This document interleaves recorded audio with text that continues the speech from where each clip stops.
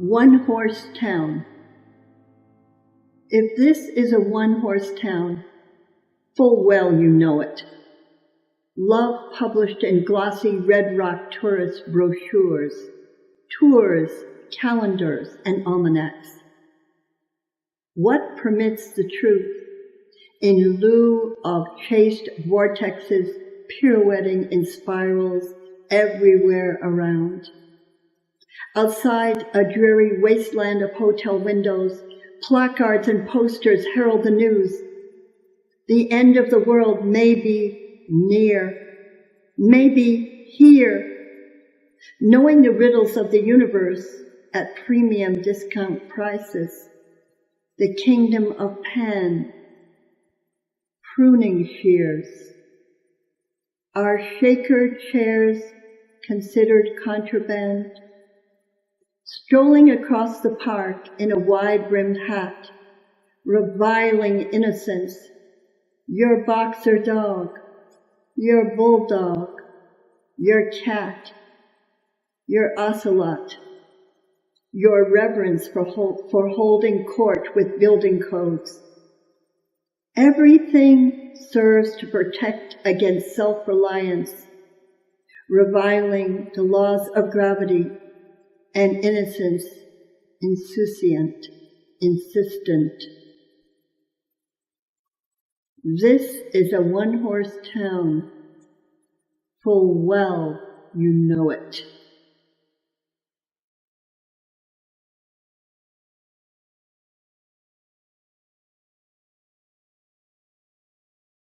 The Emperor's fear of falling.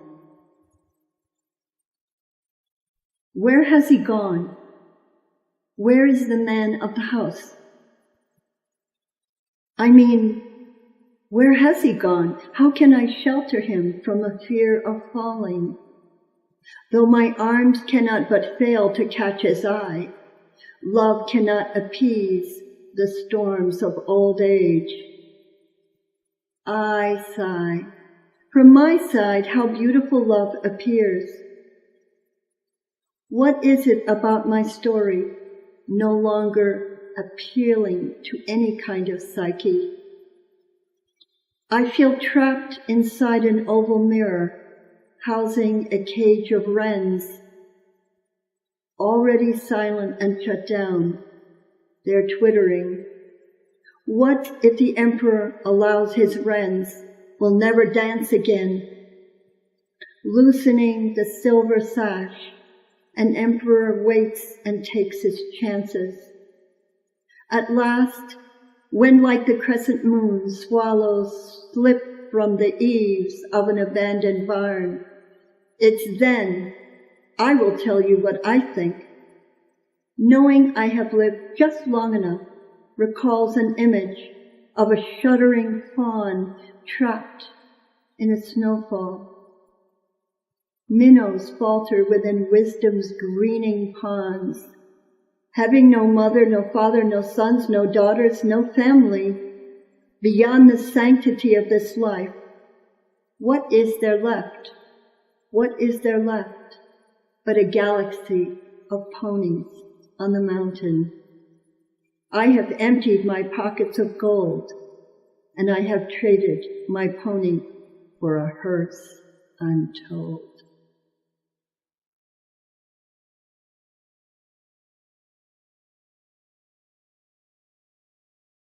The mean. I suspect the playoffs will reflect the mean. Rehearsing innocent verses, a wise woman weaving comely spells. An induced birth may then shatter a reluctant queen. Witnessing trappings of a burlesque routine, how may wisdom's tale, in an ocean's ebb and flow, rescind or repeal the clamoring bell? I suspect the playoffs will reflect the mean. Whatever happened to Vlad, the imposter, the impaler? His breastplate was hammered, silvered, and serene, whose vast sacerdotal realms no one can afford to repel. Could any chieftain refuse a scantily clad Undine? As ill-timed defeat never envisioned by warrior-filled triremes, winners and losing alike suffer from battle-worn defeat until bell-tolled ill-fated. I suspect the playoffs will reflect the mean. No matter the length and cost of winding cloth, whose fragile coffin's length remains unseen, do you dare jump ship before your time and trounce the reluctant devil? Hunchbacked, those with clay feet fade before the retorts of the Red Queen. What seems to matter now matters less and less. When jury members are recused and then are reconvened, I suspect the playoffs will reflect the mean.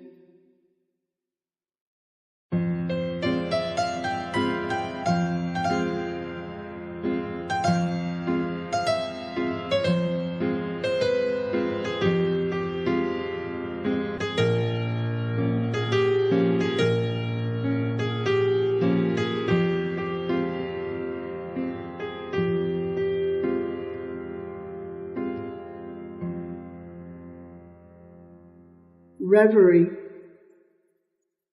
Anchored in cedar-colored afternoon light, have you learned to swim past the taut wires surrounding cucumber plants growing on this planet?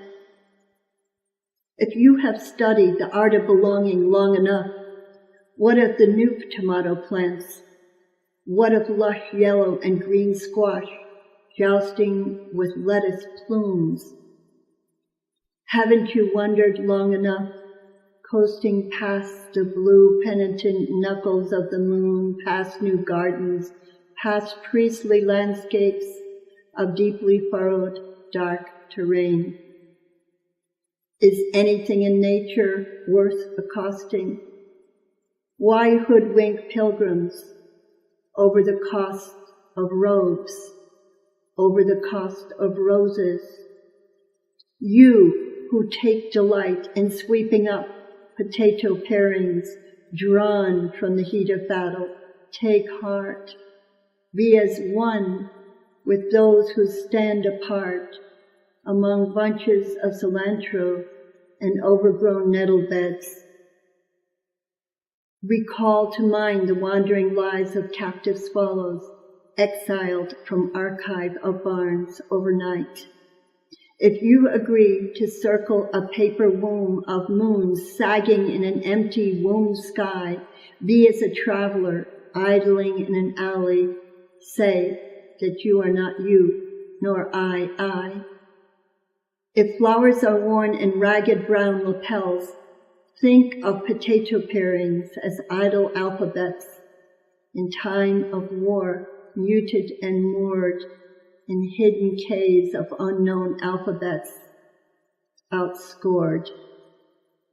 When blossoming in a curious way during autumn's russet hushing, curtailed in a sudden dark fist of light among wrinkled leaves, sparring among stark tendrils in the light, know this, my love for you, that will never die. Will never die.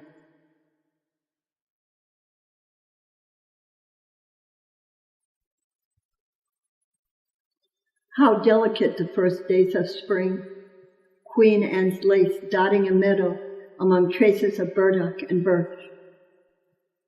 How war-torn and weary we are at this time of year, when Indians, citizenless and stateless, remain still undiscovered in the American clime, were frog-marched in public squares in London, were sold off in batches in the way of trumpeter swans today, auctioned off only because one by one, measured in the symphony of high-performance ratings, they gave credence to a lack of voice, an impractical kind of know-how that was religion.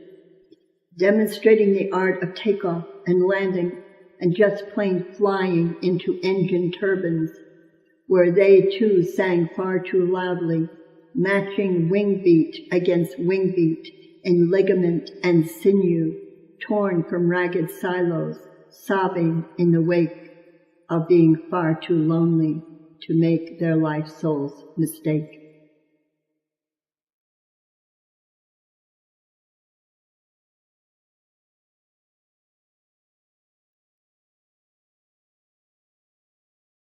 Old John. You heard the story of Old John, how he fell down an elevator shaft? Afterwards, everyone who remembered the incident wondered how good the practice of poetry was in an old man who wore a fedora and developed a hacking cough. At the time when he used to bet so freely on the dogs, at the time when he used to frequent the racetracks at Limerick and at Tralee and at Letterfrack, as good as a few more other places, whose names I don't rightly recall, whole neighborhoods might have gone up in smoke, except for Old John. He ended up hiring gardeners to trim hedges and thatch their rooftops, rotting with swatches of mildewed mulch. On account of those winning streaks, Old John's dogs got to be known as diamond-studded lucky widows, as celebrants of a fleeting dream, displaying the curse of poverty's purse, as dress rehearsals in anticipation of a final hearse where invisible dogs would howl at the loss of such a visionary man, but a visionary man on crutches nonetheless, who bet the lucky numbers on the dogs.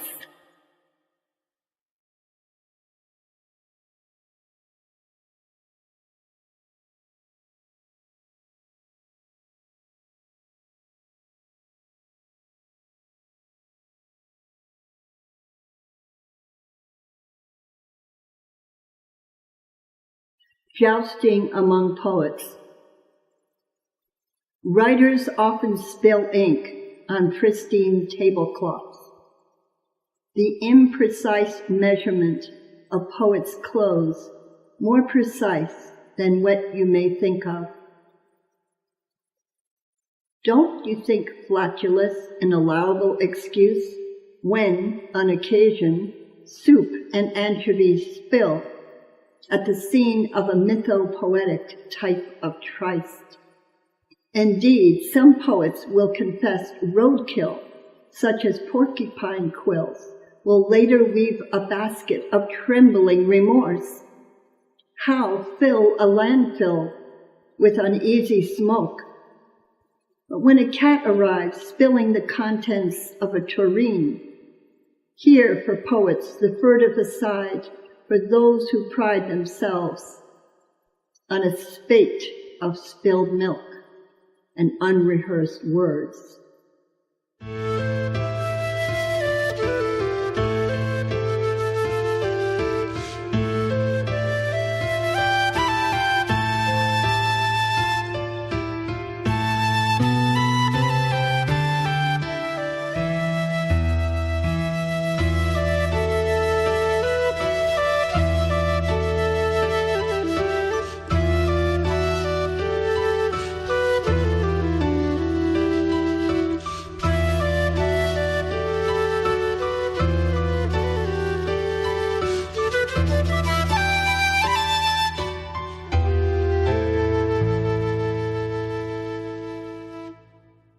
Empty nest. We don't know how to say goodbye. A hummingbird drops out of sight, delivers nectar to a hungry brood. Why allude to Orpheus and his lute? Nothing makes you shiver like this rude music. Did you know a ruthless tyrant never looks back upon the alembic of his life?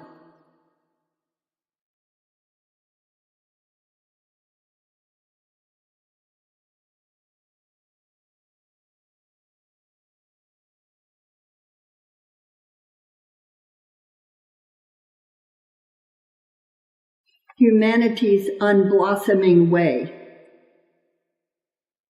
A dozen sailors turn away from the shore. No migrants wanted here. Razor wire, placards. The migrants sit and wait. Boundaries spark a frozen battle. No place to go, not a good beginning for a child. Who wanted peace? I thought that's why they fled the war. War continues like a canker sore on foreign soil. Oceans roar. What of the score of travelers? Hearts souring. Lost souls trapped in a downpour of rain. Infamous the cry of a child before the dark bohemian glass of boundaries broken between sleep and waking, dreaming and dream. What makes the inhuman face so human? When will humanity loose its stranglehold on freedom and scream and scream and scream?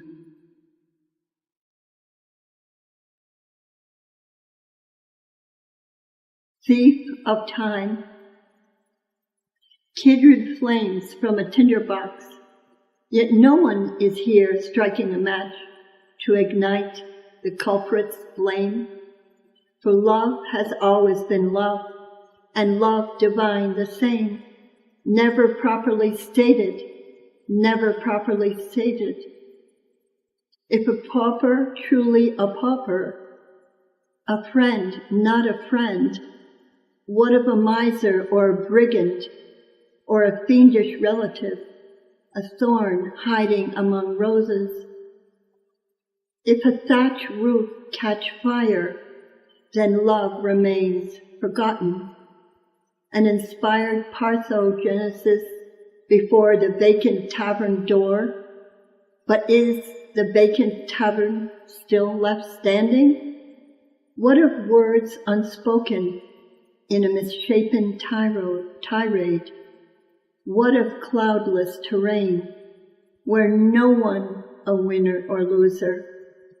The wisest sage then, why might not he remain totally silent again and again and again?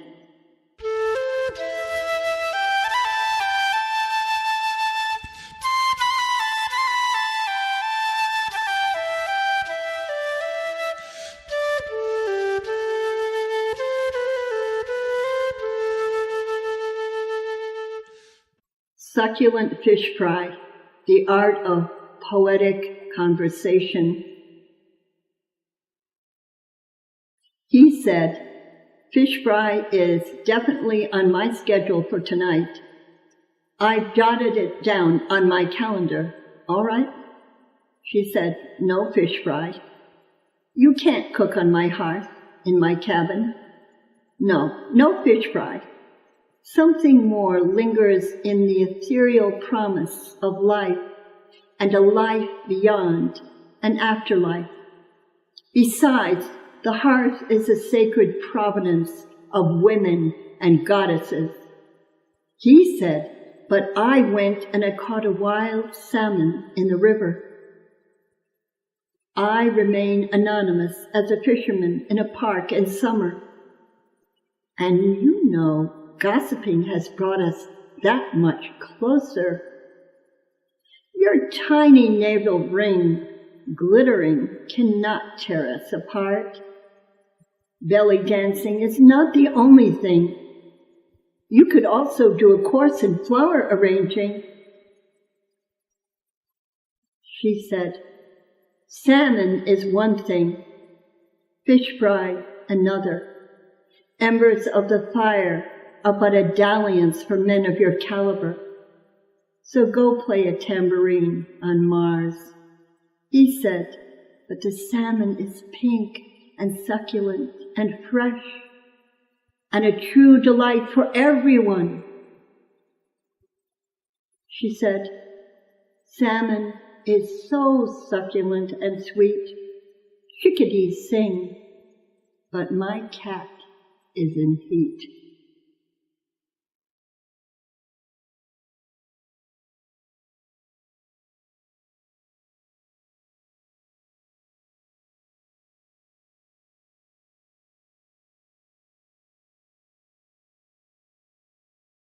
Running from Mr. Balanchine.